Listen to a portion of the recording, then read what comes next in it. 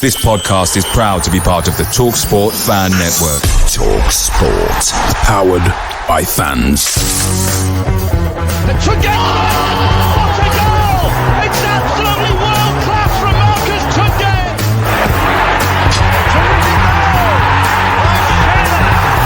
Johnson puts it in the air. Aidan Flynn wins the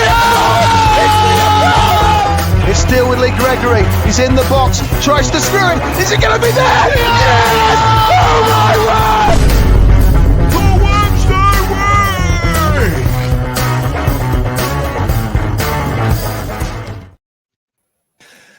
Hello, good evening, and welcome to another episode of the Wednesday week. I can't hear anybody speaking to me right now because just before I went online, everything that I own in terms of headphones has now died. But we're on the back of a 2-0 win against QPR.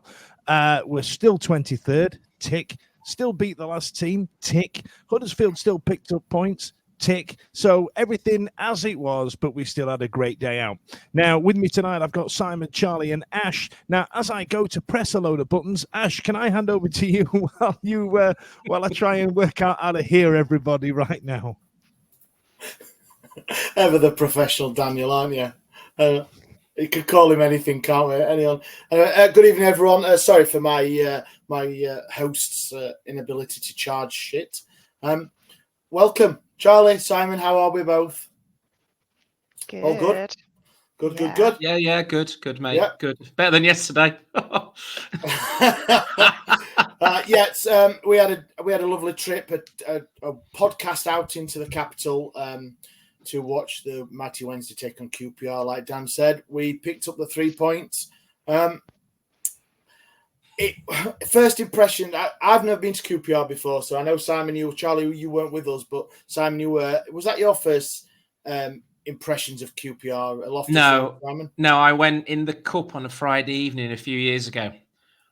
We were up in the Heights. I think we had both tiers because at that time they couldn't sell both tiers to their own fans. So Wednesday filled it out on a Friday night, obviously. So that was the last time I was there.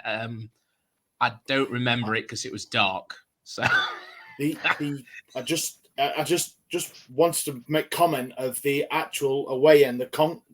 I weren't even going to call it a concourse. The corridor that was absolutely jam-packed. No way. If you're a Newcastle fan going there, you would have been having kittens. Telling you, if you had room to have kittens in there. yeah, there is that. It's snug, and I'm not the smallest of guys either. You know, if you've seen me about, then I've had my fair share of pies. So yeah, it was a bit snug. Charlie, obviously, QPR. I know what Stevie said about must-win games. I still don't think he's saying that these are must-win games, but we went into QPR, into Saturday, we'd won 1 in 5, and QPR only lost 1 in 5. So you're looking, and they were down there, and they're still not out of it. But what was your first thoughts about the game Saturday? I thought it was giving me Huddersfield flashbacks in terms of that kind of like. I mean, they're all must-win games, aren't they? As in, we've got to get points. But I think whether or not you'd still even call QPR a relegation rival, they're a lower half team. Therefore, they're the teams we really need to be winning. A, because we need to be getting one over on teams that are down in the bottom near us, but also B, because like that's where we're most likely to get our points from. Like we knew we had a couple of big like your Norwiches and things like that coming up. But then because of that, the pressure was on even more, and it was a bit like this is either going to make or break us, isn't it? Like it did feel like if we're no longer getting results even against other teams down the bottom, then maybe we are a bit dead and buried. I think Rotherham, shockingly not winning, already kind of had that uneasy feeling of, oh God, like we really could have done with that kind of thing. So yeah, I was nervous, definitely. It was a big game, big game.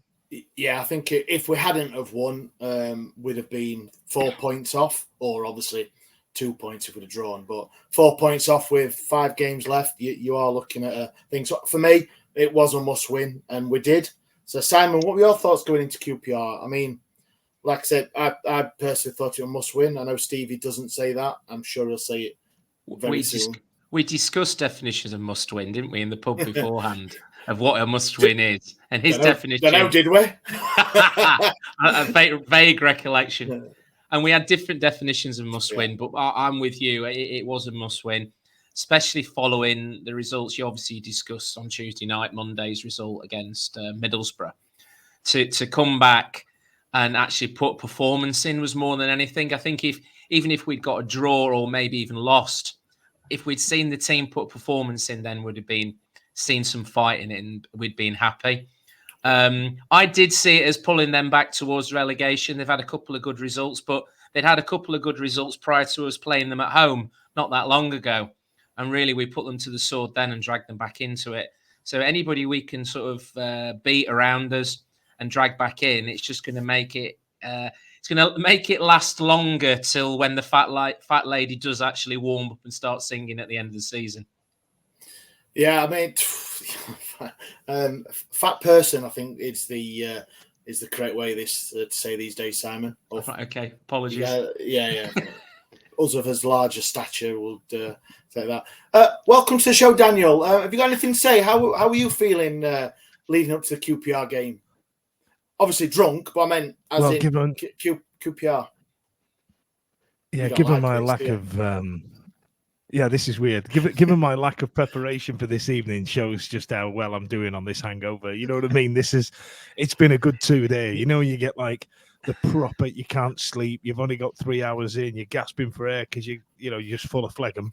You know what I mean? And then you realise that it's probably that one Jaeger bomb that just took me over the edge. It was just one too many. It had nothing to do with the prior pints. You know what I mean? But I can hear you. I'm hardwired in. How's everybody getting on? You're all right? What we're discussing? What we're talking about? What your thoughts were leading up to the QPR game? Obviously, with them only losing 1 in 5, us only winning 1 in 5.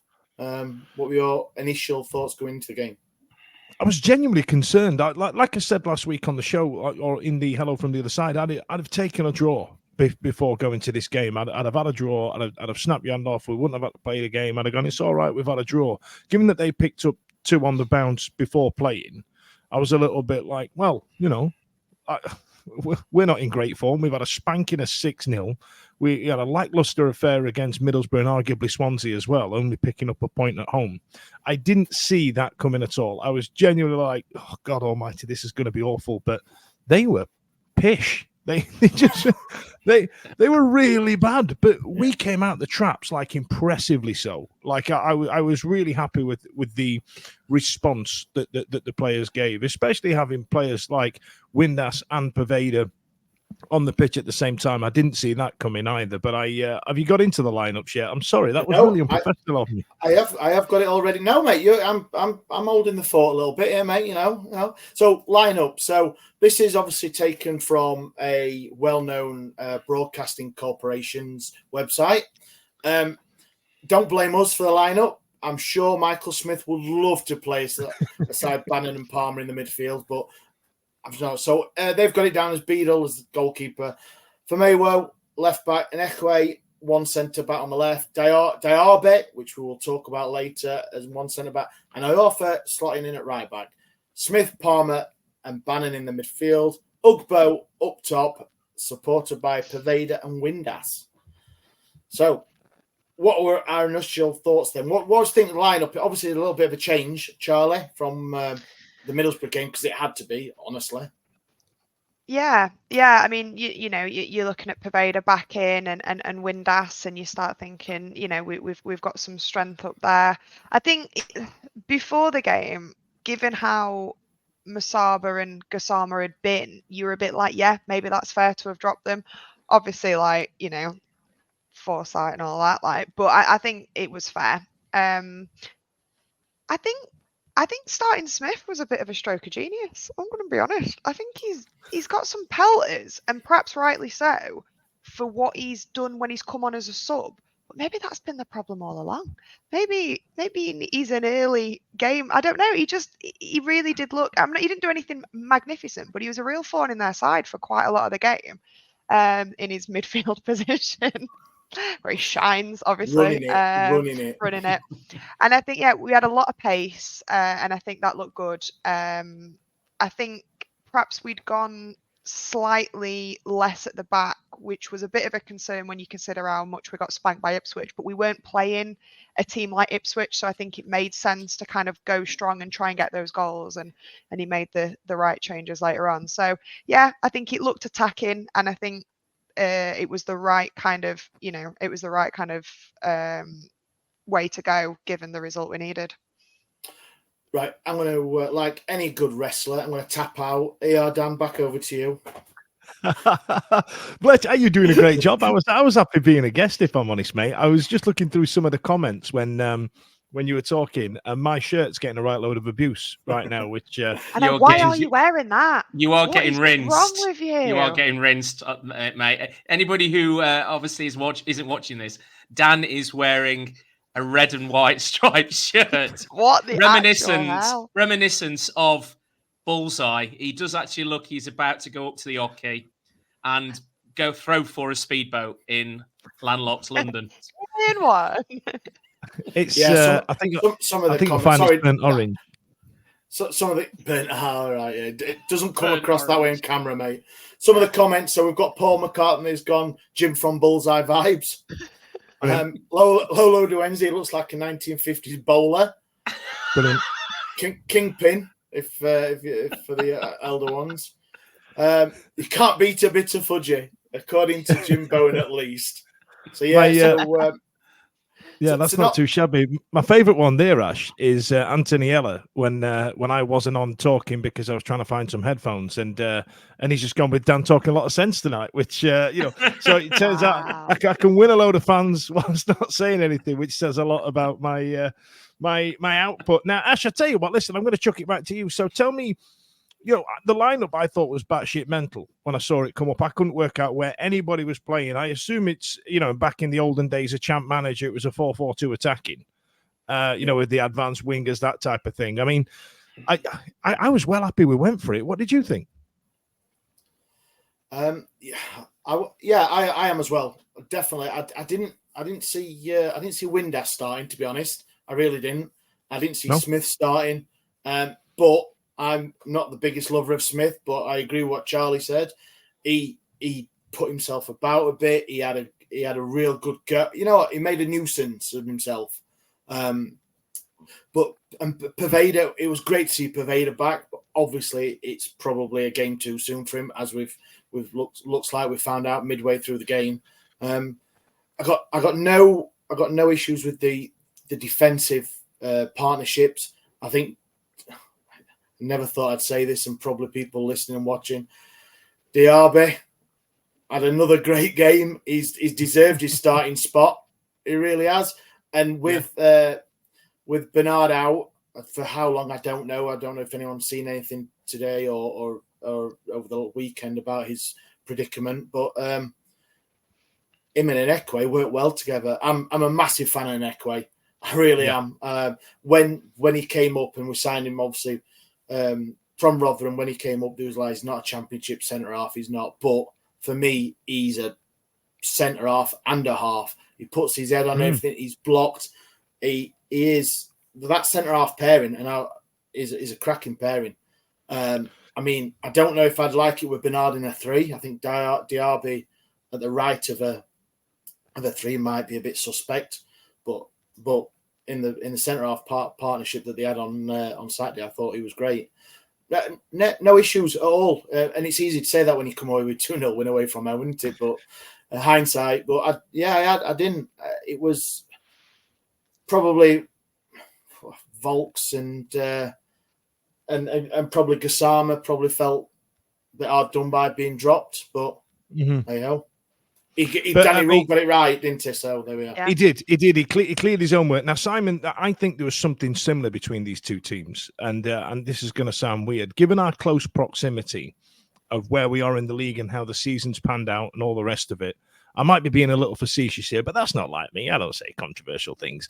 But the way QPR played it out the back, the way QPR got it up to the big lump up front, the way that they set up, it rang very similar for me. I was kind of looking at it thinking, they they've set up the same way we normally set up, and we didn't turn up doing what we normally do. And then we've got Liam Palmer running the show, and like Ash says, we've got 8 dimple Lego brick Diaby at the back. Like it was the same, wasn't it? They had a game plan, and we kind of undid them. Yeah, we didn't play how we have played over the last few matches, and I think that completely upset how they set up. It did help that Diaby had the game of his life, and is it Armstrong, the lad up front? I mean, Diaby's probably now reaching for his back pocket and pulling the lad out because he was immense. And that Armstrong is no slouch. He's only a young kid. So glad you said out, not off. And oh god, back to the train journey down. So he's a good player, that Armstrong, and to be honest, I would love him playing for Wednesday because he's a young kid. I think he's 19, 20, but he got no change out of Diaby. Elias Chair, who apparently, as we all found out, is the smallest chair at QPR. Hey. So that's the hold. But that is the hold music for QPR if you ring the ticket office up. Because believe it or not, we rang the ticket up a couple of times, didn't we, on Saturday morning? What did he answer with, Simon? What did it was like, hello, this is Elias Chair. Yes, I am the smallest chair he's from at the club. Yeah, he is. Yeah. From the moon. That's my Chancery version of Elias Chair. And can I just clarify that when you were referencing the train journey down, you were talking about the level of banter about being pulled off and not you pulling each other off on the train on the way down. It was something along the lines of I can't talk about it, but Ash broke down in tears, basically. What, from getting pulled off? I can't. Let's move on. It was an innocent comment by one of the other boys, 21-year-old, about his mum. That just came across as very not innocent. Stop talking. We're going to get sued. We're going to get this. Don't clip this. We're going to get cancelled by tomorrow. Right then. Well, Ash died. Anyway, moving on. Ash passed on. Charlie, let's talk about Josh Windass. Get me out of this. Get me out of Slack Alley quick, because I thought he played really well. Played in a more wing role than off the striker. I thought he was something we've been missing in that position. With full respect to Masaba and Gasaba, because we know what they're capable of, but it's been 1 in about 4. But I feel like Windass offered something there. Yeah, I mean, and if he ever wants to shift in defence, he's got fantastic clearance. But I mean, skating over that. Yeah, I think he does. I think I liked to see him playing with Poveda, because I think Poveda's a very intelligent player when it comes to, I mean, he's got the pace, but he's also got the crosses. He's got that kind of that accuracy. And we know that Windass has always benefited from that. He's always benefited from that service in the box, as it were. Sorry, back to the train. And I think it was a shame that it was like, this looks great, and then 5 seconds later it didn't, because Poveda had pulled up. But I think the only thing I would say about Windass is I think I don't want to call him a stroppy cow. That's a bit harsh. But He's I think exactly that. He beats himself up. I think he holds himself to very high standards, but it can come across sometimes a little bit like it's borderline dummy out of pram. So I think there was an element when he cleared it off the line, then his leg hurt, it were a bit like, it's a bit convenient. I don't know. I have never seen somebody. It's the worst miss since Valentin's really big miss against Swansea. A week ago. I've literally watched it from about 17 different angles. I cannot see how that can't go in. Any part of his body that it should have hit, because it was already really going in. And it's the speed he moved at and the angle he hit it at. If you'd been trying to clear that, you would have missed it.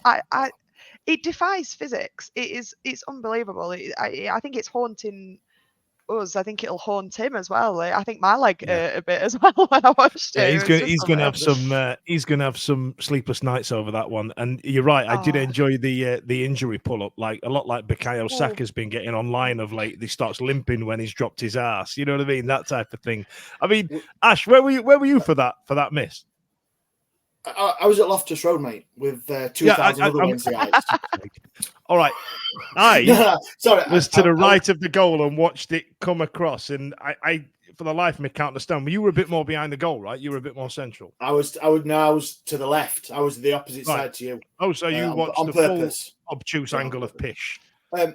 Yeah, well, I was laughing at Ford WRC's Windass was rusty. Now that's a bit of an understatement. That missing that from there. If you were rusty, it just stood there, hit him, bounced, and gone in. So I mean, but yeah, when you think of Rusty and Windass, there it's the fact that miss came straight out of his Rusty Sheriff's badge. That's the only Rusty I've got there. That was just bloody rubbish. Go on, Ash. It was a big thing for me because it was like it was slow motion because I was watching Pervader. Obviously, he's on straight in front of me on our right hand side, and he's doing jinxing. He pulls back inside, puts the whips across in, and I'm like, bit of pace, and I'm like, and I didn't even. Then it was like everyone jumped up in front of me, and I'm like, oh my god, what happened? And then it didn't dawn on you until everyone's going, how did he miss that? And I'm like, what? And I'm like Chris Kamara on that famous red card. and there's been a miss at Loftus Road, Dash. Who is it? Yeah, it was. It's one of them where if it had just hit him, it'd have gone in. But I think he tried swinging his left foot or stabbing his left foot at it, and just managed to put it out. And it's a cracking goal line clearance if you're ever needing one. So, in it, well, at least we can do it at the other end. Well, it's just one of them where we need the win. Our thing's going to go for us. You know, that little slice of luck, that little slice of then you're thinking, oh my God, it's just going to be one of them days where there's, like I said, 2,000 Wednesdayites just sucking the ball in. You know, it was like,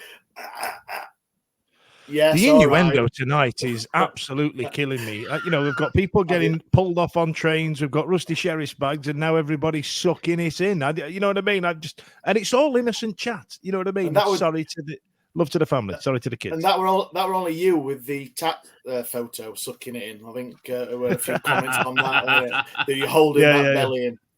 Yeah, I did really well. I had a belly full of Strongbow dart fruits. So, Simon, listen, we got through the first half. We got to half time. A couple of, no major incidents. They really didn't offer anything. Now, I guess what I'm asking is, how did you feel going into half time? Did you feel like this could go south? The fact that, like Ash says, we didn't get that stroke of luck in with Windass in front of goal. And has Pervader gone off by this point now, or did it? That's what I was just checking. Yeah, he went on. Yeah, went off on 29. 29. Yeah, that was it. That was in the first half. He didn't get long, and he was looking lively as well. Were you thinking at half time, oh, here we go again, type of thing? Well, who knows with Wednesday? That's the problem. We're just so unpredictable this season that we can be battering aside all over and then just turn to shit in the second half. This is the thing that we've got, the trouble we have. But I don't think QPR offered anything whatsoever.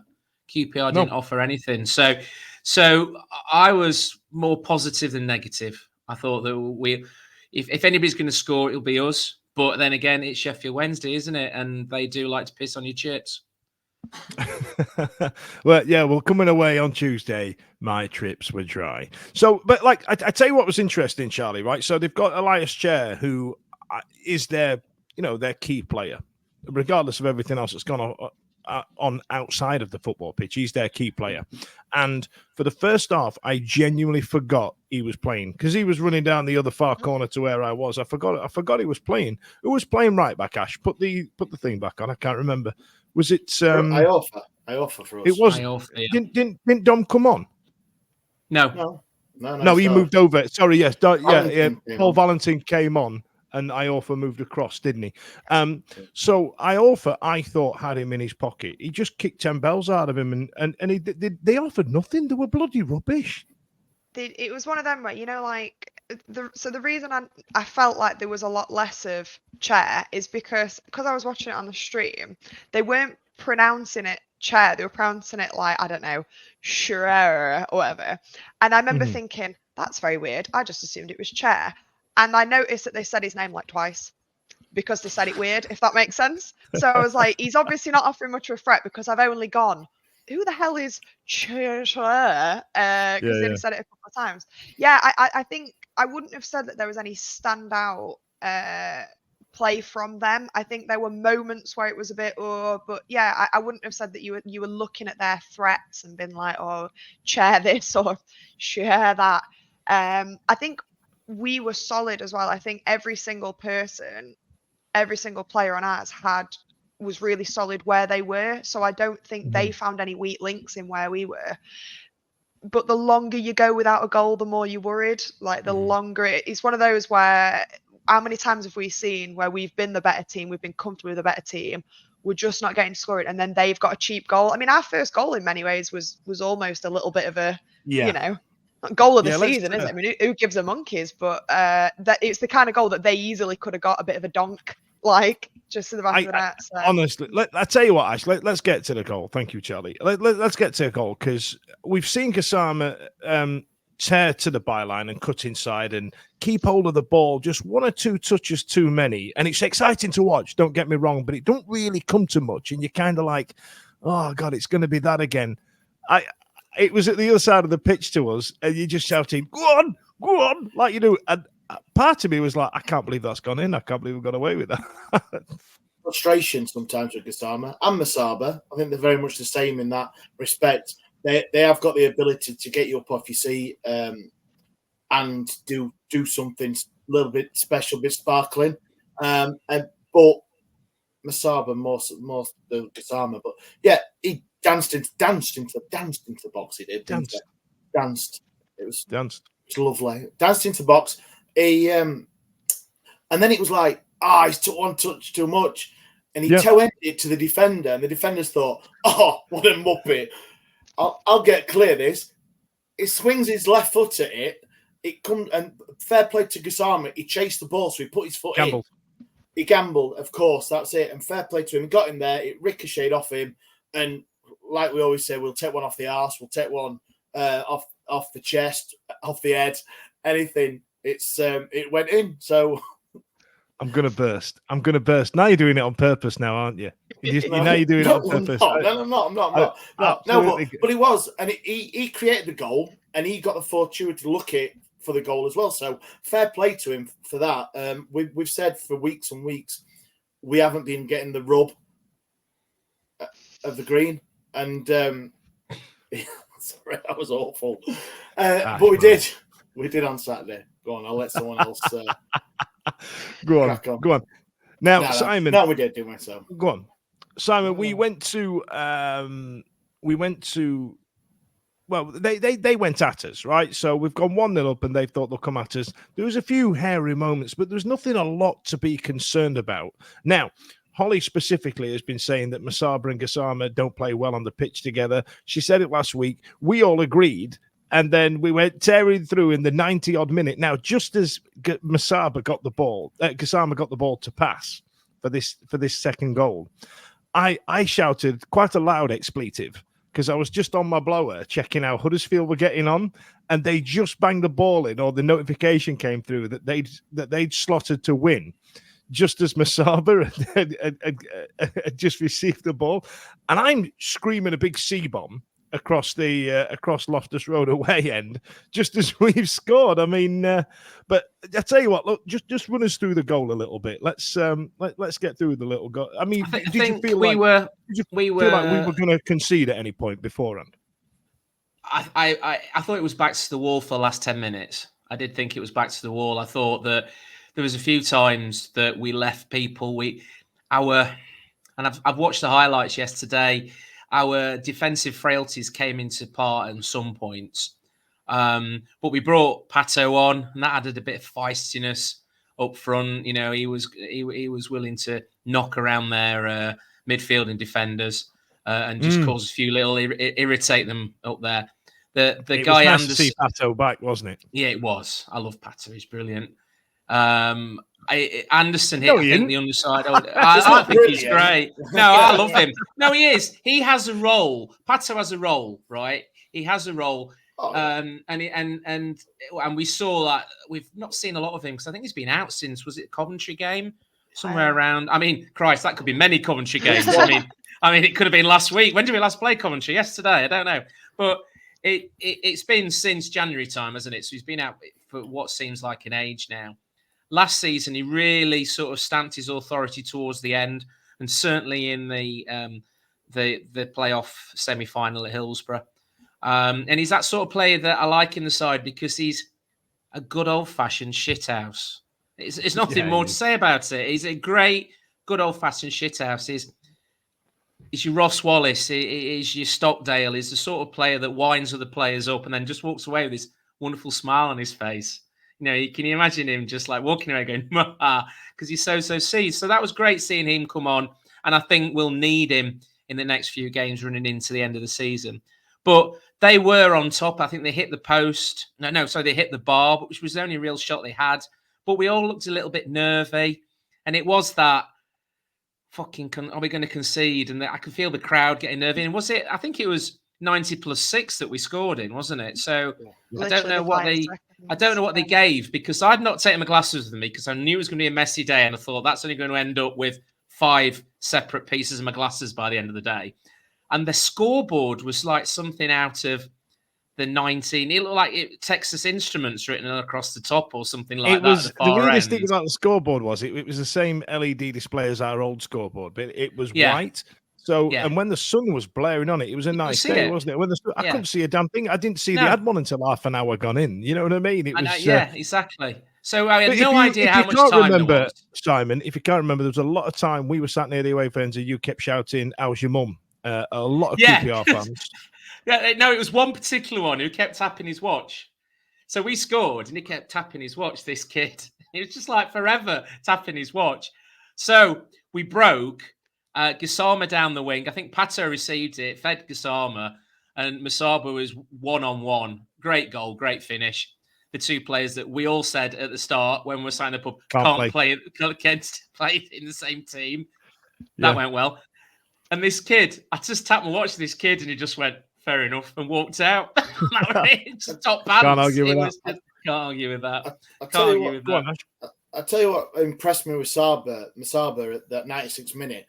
Like, Gasama received the ball and there was Masaba and one of their centre midfielders just in the centre midfield. He bust a gut to get. This other guy was just trotting. He was like, I can't bother. He did actually bust a gut to get there. And it was a great ball across, perfectly weighted. And then he hit it, and it's like, he's blazed it over. How has he missed that? Yeah. And it obviously done. It was that close. It was pinpoint accuracy to the roof of the net from, 8 yards out or something daft like that. But it was good. It showed real good commitment, and sometimes he has been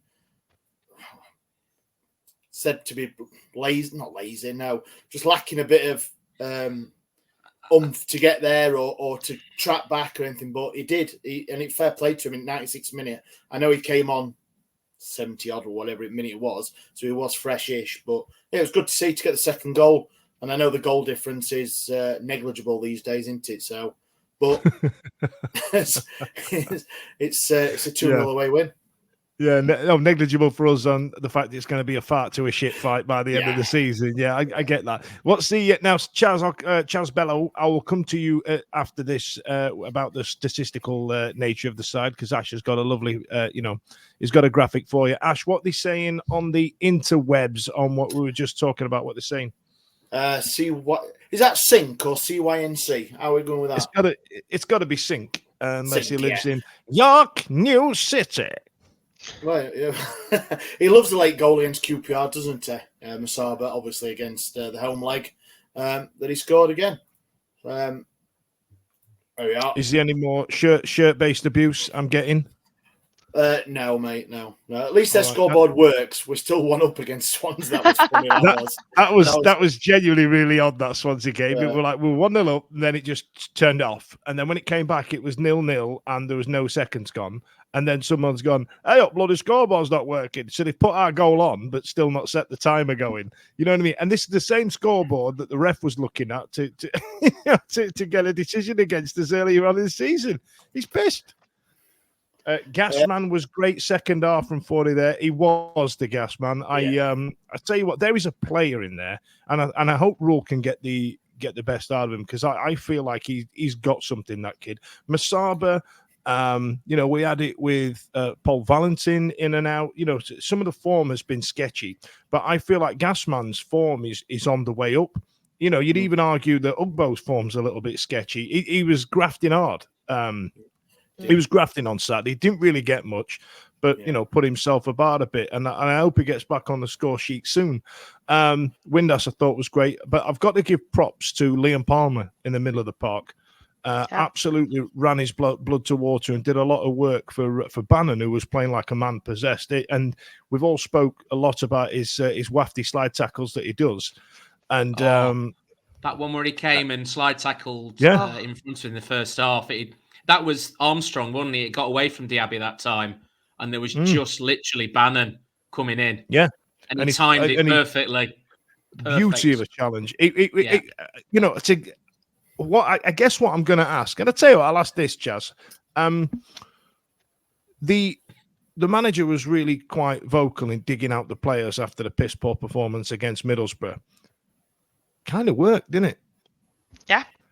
Yeah, and thing is, you want that though, don't you? Because a manager first and foremost needs to support his players, needs to be there for his players.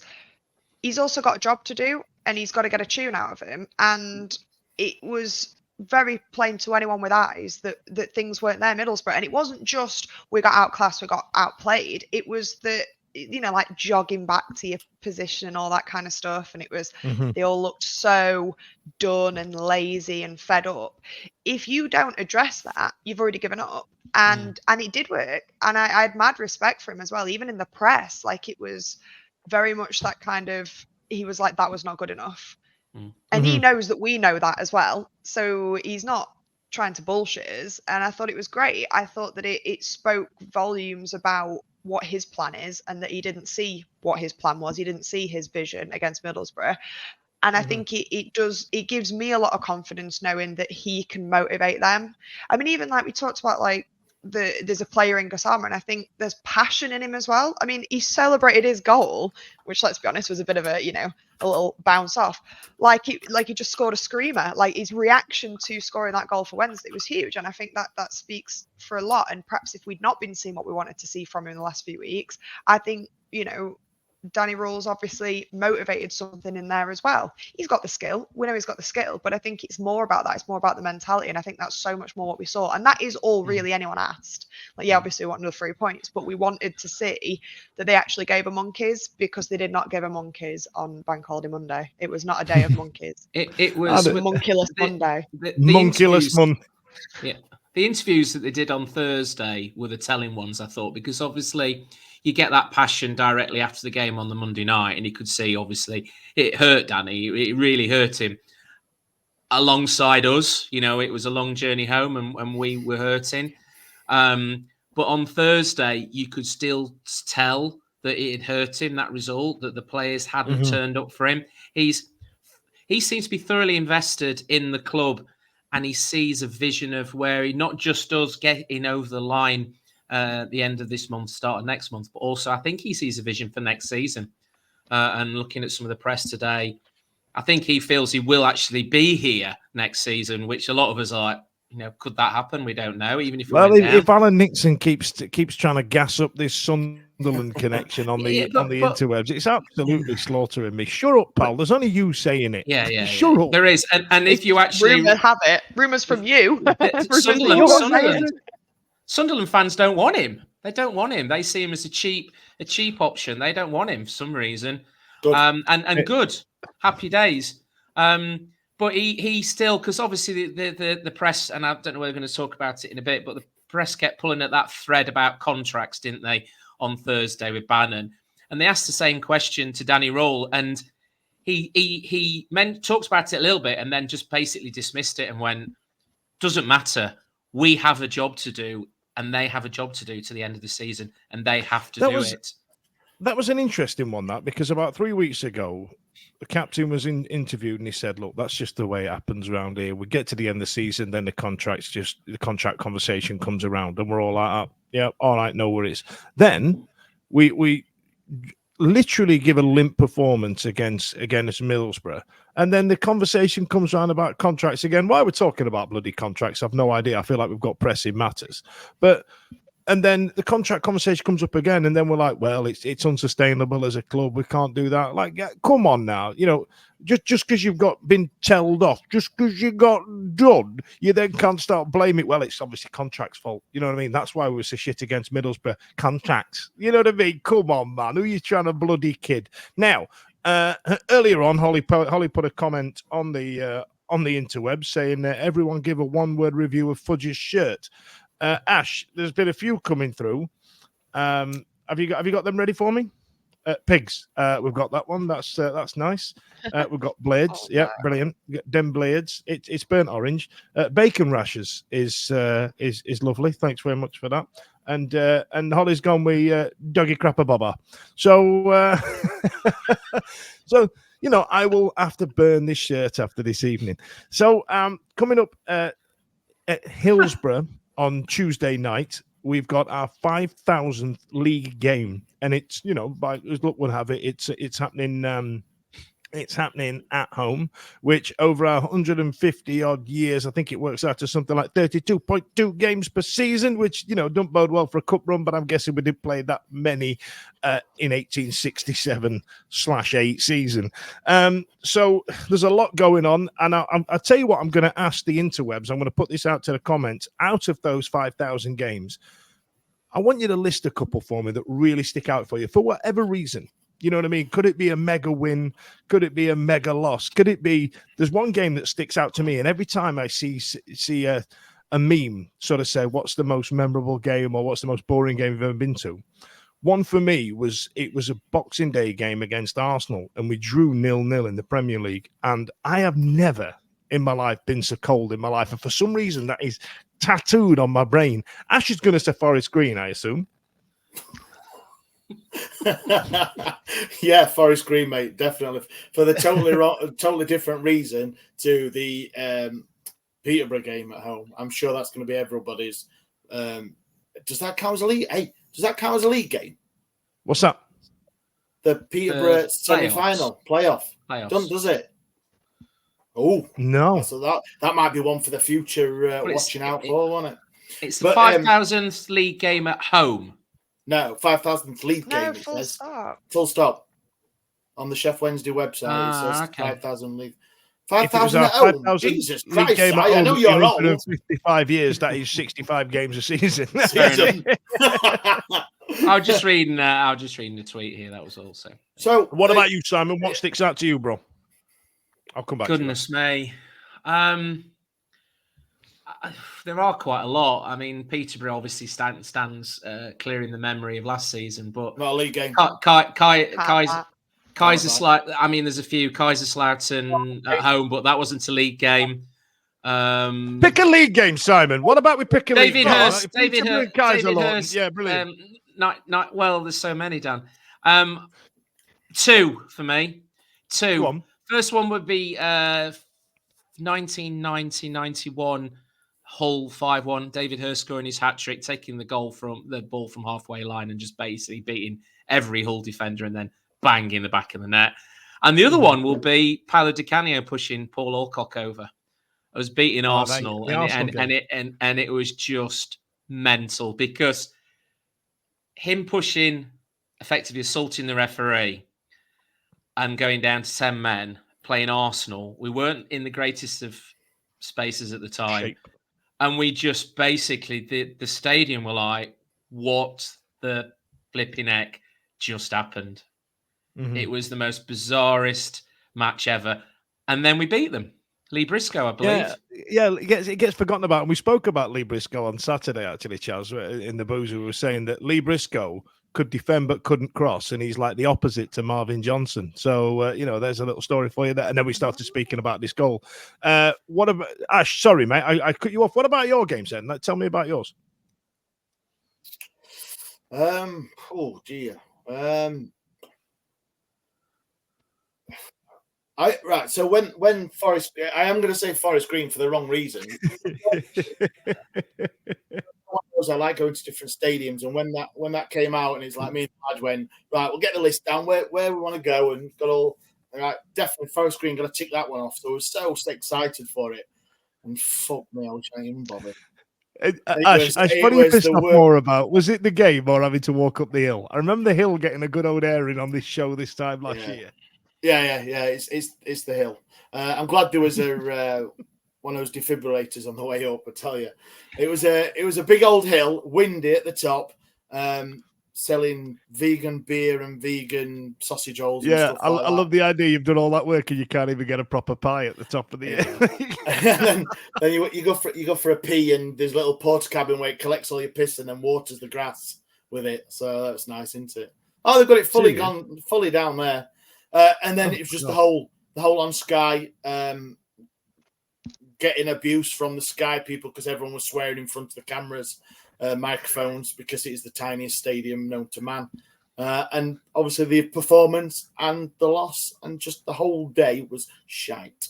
So it's weird how, like, it's weird how shit days can stay in your mind, isn't it? It's not like, you know, the 4-0 smashing of Norwich, or that Nottingham Forest game where we were 3-0 up by half time. Oh, Jordan Rhodes, who'd gone missing for 2 years, all of a sudden turned up and scored a first half hat trick. Go on then, Chaz. You're going to make us feel like really old men now, aren't you? No, well, yeah.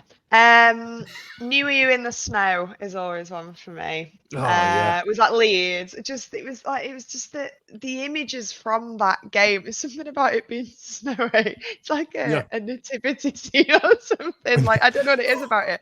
It just adds like an extra mystery. You know, like when in films where like they're having a dream or a flashback, and it's all like like that's what the snow is. It's like an extra special layer. But also, go on. I was going to say the imagery that you were talking about from that goal. You've got that god awful IKEA kit that we wore. That Christ knows who signed that off. The fact that New Use was far too short for him because it was that shitter kit. He had to wear that white T-shirt to get an extra 6 inch because he was too. And the longest knee slide imprint in the snow. That it was amazing. Just the track. And there's no way on God's green earth that we should have absolutely won that game either, because we were piss poor at the time. And we had just scored against. It was absolutely epic. Everything was beautiful. What else were you going to say? I was going to say, this is like really quite obscure, and I feel like I can't remember if this is just before the pandemic or just after. Do you remember the drone? Do you remember when there was that random game where there was a drone over Hillsborough and they kept having to like pause the game? Does anyone else remember this? I do remember that. Real fever dream. It was like the most, and like I don't think anyone ever saw any pictures from this drone. There was like no footage from it. It was like there was a drone, and then there wasn't. Like, it was just bizarre. Like, I couldn't even tell you that. Yeah, if it might have been against Rotherham, it could have been against anyone. I remember it really sticking in my head. Just like, who's doing that? It was bizarre. Amazing. But yeah, amazing. New Year in the Snow. Knew you right then, Ash. Go on then. So what the general public saying here? Because there's been some absolute corkers suggested there, aren't there? There's been some beautiful one. It was Rotherham away, the drone. So you didn't imagine it. The X-Files drone. Brighton away, Easter Monday at the Widdean in 2006, won 2-0 to stay up. God, yeah, I remember that one. They had like a makeshift stadium at the Widdean. Right, this one here, Ash. Now there was a chap that used to go to a boozer that we used to sup at, that our mate Dave used to work at. A chap called Paul Avis. It was his birthday on that day, and we said, come on, Avo, we'll go up Newcastle, we'll get out on the tone after. We're 5-0 down at half time. We're back in the boozer by about 6:30. And lost 8-0. Alan Shearer got 5. What else we got, Ash? I'll never forget Holly's run after Barnsley away last season. That's even worse than Forest Green. That's the infamous "shit, you're all shit" comment, isn't it? It's funny that, because that is my ringtone. We used to have that ready to go, didn't we? On the on this website, we had to delete it because we're getting complaints from Ofcom. What else have we got, Smash?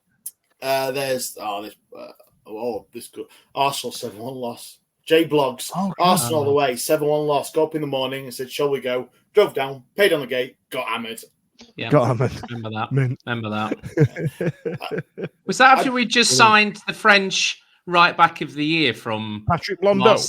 Patrick Blondeau, and he was like French Player of the Year, and he just shit the bed, and we never saw him again after that game. I'm sure it was. That's around the same time we signed the Macedonian Tony Adams and Gotchi Sedlowski, who John Newsom referred to as having one leg bigger than the other and kept running around in circles. Sniper's nightmare. Sniper's nightmare. Yeah, his walk was a sniper's nightmare, but the size of his head was a sniper's dream. So I didn't know what were happening. You know what I mean? He could have been all over the place. So right, go on, Ash. I've just got something to say, Dan, about this 5,000th game. I saw. I've been sent something. Shall I say? I didn't, so I've seen it about the 5,000th game. So for me, I didn't know because I don't count. I'm sure Pete Lohman knew that it was 5,000 game. You know, with all his stats and everything. I didn't know it was the 5,000th game. I'm sure nobody else did until today when the club put something out. Mm-hmm. So, and they're saying there's loads of things going to be happening. There's going to be special guests or anything like that. And I saw something earlier, and it was, why have the club left it till today to tell everybody? Let's talk about it. It is a bit of a shock. I mean, obviously, I've been to every single one of them, and I didn't know it was. You know. So we have a go at the club, and the club do a lot of good things, and obviously they do a lot of bad things. And they've dropped this on probably 99.9% of the supporters that tomorrow night's going to be a big event. There's going to be this happening. So people could have made the effort and bought extra tickets and thought, oh, there's something going on at Hillsborough. They might be rolling David Hurst out or Chris Waddle, you know, or something like, I don't know what it is, but whatever. It'll just, why not give it a couple of weeks? Do you think they thought it were like in a couple of games and somebody's got abacus it back and gone, oh my god, I've been counting cup games. Hang on, Charlie, and they've gone, Charlie, oh my god, it's tomorrow. What makes you think that Chancery has signed off on an abacus? Come on, man, bloody hell! We know he's tighter than a duck's ass. I tell you what, it's just the people that. Sorry, Dan. There's been people for the last couple of weeks saying on Twitter, because that's where I spend most of my life, to say that why don't they do something about the last 3 home games? Buy 3 tickets for 50 quid. Buy 20 quid a ticket. Do X, Y, Z, whatever to bring. Because we all know as fans, we've been to Hillsborough when it's 30-odd thousand absolutely rocking. Mm-hmm. It's different. And it's different for the players. It'll certainly be different for the opposition that there is 30,000. That they've done something to say, come in, get in, and then drop this on the Monday, like 36 hours before the game, that there's something going on, there's something special, they're going to do this, they're going to do that. It should have been a couple of weeks ago that they've said something. You might, they could. I don't know what they've got planned, but they could be bringing players back from certain eras. Sterling, Nilsson, bringing players over, etc., etc. It gets people in the stadium buying drink, buying pies, this, that, and the other, doesn't it? Before, as well as buying tickets. Yeah. So it was quite out of the blue today, really out of the blue. Yeah, I must admit, I didn't have it set as a reminder on my blower. You know what I mean? But I tell you what, just to come back to the question I was asking you guys, what we're going to do now, we're going to go into predictions for Norwich. So if you want to get those in the comments, do it now. But we had some pearlers here, Ash, didn't we? We had Twin telling the Barnsley fans to f off. Absolute beauty of a clip. I'd forgotten about that. Absolute treat of a clip, that, and you've got Waddle putting gigs on his ass, and you've got that one, and this one I remember. This was the first game of the season, just after Southgate misses penalty after Euro '96, and Richie Humphries scored an absolute rip snorter at the Kop end.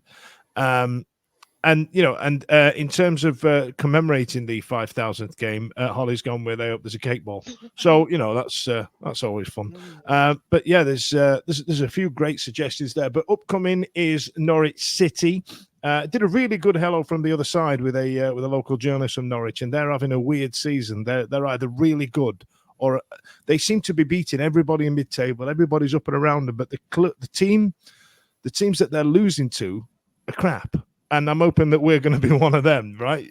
You know what I mean? So come on, up the Wendy's. So like, there's a really odd thing here that they've shot their beads early. I'm sorry, that is just pure innuendo. They've shot their beads early, trying to get over the line with because they've had a 15-year record to protect in terms of getting one over on Ipswich, and 15 years is a long time. And I feel like they've put their eggs in their basket with that, and I'm hoping that we can get a result. Ash, what do you feel is going to go down?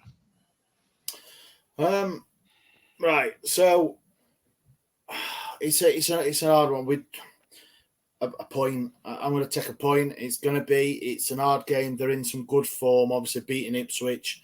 I'll put a comment in it, and I was going to say this, but Sinks beat me to it. TW football guys, Tom did really good thing. Him and his mate. This is a really good account, by the way. This is blowing me away. Some of the stuff that they're putting out. It's one for the nerds. It's one for the nerds, isn't it? It's what it is, and he talks about shit that goes right over my head. What the fuck are nets? Only nets I know are them at either end of pitch, and he's going on about. Anyway, he did a thing the other day about it. I think Norwich have lost 10, drawn 5, and won 5 away, so they're not very good. But they've done a thing about fatigue. So when you play games within 3 or 4 days, and especially a long away trip, they've done all this geeky, nerdy shit with all the numbers and stuff, and got they put it in the number cruncher. Yeah, got percentage of actually Norwich. I think they've only won 1 out of their away games when they've played 2 quite close together, and especially an away game. So they are TW football. We've always retweet some of their stuff anyway and things, so people will see it. But yeah, they've the 2 guys there. They've done some really good stuff. So are you saying that Wendy's winning then, just based on these statistics? Yeah. So Sinks put shout to T Peters 32 on Twitter, who's helped TW football on that. So yeah. But for me, I think I know Danny Roll will not look at this the way I do because he's clever and I'm not. We have a massive game on Saturday and an probably even bigger game on the Saturday after. So we have 2 games coming up, 1 home, 1 away. That is going to probably define where we are in the league tables. So I'm going to go for. I'm looking for a draw. I think we've got to play for a draw. Well, I know we're at home and there's going to be quite a few people there, but I think it's going to be hard. But I'm hoping all the stats and saying I'm going to prove me wrong because you know how I like stats. So. Well, this is it, isn't it? Right. So, like Holly's just said there, she said, don't forget that Fudge and Stevie said they'd take a point against QPR, so therefore they're not allowed to celebrate the victory. That's correct. Ash has gone for a rather conservative draw, but also Mad Ward has also gone with 5-0 Wendy's, Bosch up the shagging Wendy's. So, you know what I mean? There's a lot of contrasting opinions here. Now, personally, I feel that Norwich are there for the taking, given the way that their weekend went and who they were playing and whatever. Simon, what do you think? How do you think it's going to go? Because bear in mind, Ash brings up a great point there about resting players and fixtures that are coming up and stuff like that. But personally, we've got a home game, and I think they're really important given how poor our away record is, and we should absolutely go at and Bosch up shagging Wendy's 5-0. Yeah, I think Steve brought it up a few matches ago, isn't it, where we dropped Volksy and brought Palmer in. And Steve mentioned that he's a numbers man, is Danny, and he'll be focusing on the more winnable games, if any game at this end of the season is more winnable. I was one of the few that went down to Norwich, the away fixture Tuesday night. What a great trip that was. And they were on a bit of a downward spiral then. And I can't remember what the away fixture was. Did we lose 2-0? Something along those lines. We definitely got beat, yeah. Yeah, and it was a whimper. It was a whimper as well. And I have a bit of a soft spot for Norwich, the city, probably not so much the football club. Norwich are a team that come up here and it could go either way. The statistics, and they were great reading, and it is quite positive reading that they had this fatigue and this, that, and the other. But they've just beat their local rivals. You know, it's Wednesday, and I just can't. Look, I'll be happy with the draw. I think it'll be a draw, or they'll beat us 1-0. There's some very conservative guesses here, Charlie, and I'm hoping that you're going to come and surprise me because it's very conservative. You know, we beat QPR, and it's kind of like don't expect anything, and you won't be disappointed type of vibes over there from the lads. What about yourself? What do you think about the pedestrianisation of Norwich City Centre? I mean, I'm as delusional as the next person when it comes to just blind optimism. My only thing is, I don't think we've ground out results against top table teams since Christmas. I think our big losses, especially of late, have come from those top teams, and I think they have got something to play for massively. And I think they will see us as a must win. I think they will see us as an opportunity to really secure their spot. But at the same time, I don't know. I'd take a draw now. I would. I know it's a cliche. I'd take a draw now every day and twice on Sunday. The only result I can see is either a draw or them winning. And I wish, I'd love there to be a twist. If we beat them tomorrow, we're unstoppable. If we beat them tomorrow, everyone's dicks are going to be sky high, man. Everyone's going to be so off the face that I think everyone else might as well just go at them. A draw tomorrow would make us feel great going into Saturday. I just hope that if it doesn't go our way, it's not an absolute battering. I don't think it will be, but yeah, I'll take a point. They're 4 points safe above Coventry in the playoffs. So but Coventry have got a game in hand, haven't they? I know it's 4 points. They have. Really, but then you look Mad Ward, he's my mate. Sorry, Dan, I was going to say something. Sorry, go on. Go on, Ash. Go on. I'm just agreeing with the comment. You were saying about Coventry. Our old mate Glenn has been on. You remember Glenn? He's been on. He's been on. Long time Good listener. luck. Yeah. Long time supporter as well. Look at it. Good luck, v Norwich. I like Sheffield Wednesday win ideally. Do cover favour. Yeah, another favour. Yeah, another one. Yeah, you know. How many points have we had off first? Yeah, how many points? Next round at Cup. We're out of favours. We're out of favours. Yeah. For you a lot. Yeah, in it. That was go on. What Matthew we got Moore's there? been on. It'd take a draw and no injuries. So it's just me and Wardy. It's just me and Matt Ward. It's just me and Matt Ward who think it's going to be 5-0 up the Shaggy Wednesday. A la Bosch. That's what's happening. I'm telling you, it's coming. I tell you what, Wardy, I'm reserving this. If we score 3+ goals tomorrow night, then we're reserving the right to take our trousers off in every Wetherspoons across the country because that's the rules. In the meantime, does anybody have any other business before I wrap this up? I have one little bit. Can we just have a look at the league table? That R is brilliant. Is that a man sat down on a chair? Just for that, sat on a chair. You can see. Well, obviously, with Rotherham unfortunately being relegated, as you can see by the grandstand-esque R that used to thing. But yeah, there we are. That's the table. That's it. That's all I wanted to show. You just wanted to put that little R in. Yeah. It looks like me that. wearing a belt, that R that you've got there. I enjoy it. In my bro days. Listen, thanks a lot for joining us tonight. Thanks a lot for the comments. So we've got Norwich tomorrow. Just cut out on me. So if you still hear me, that's great because I think my internet's just about to die. Thanks a lot for joining us. I'm going to stick the credits on now. See you later. This podcast is proud to be part of the TalkSport Fan Network. TalkSport. Powered by fans. It's a goal!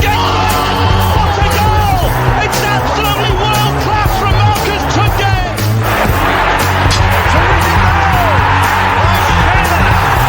Johnson puts it in the air. Aidan Flynn wins the It's still with Lee Gregory. He's in the box. Tries to screw it. Is it going to be there? Yes! Oh my word!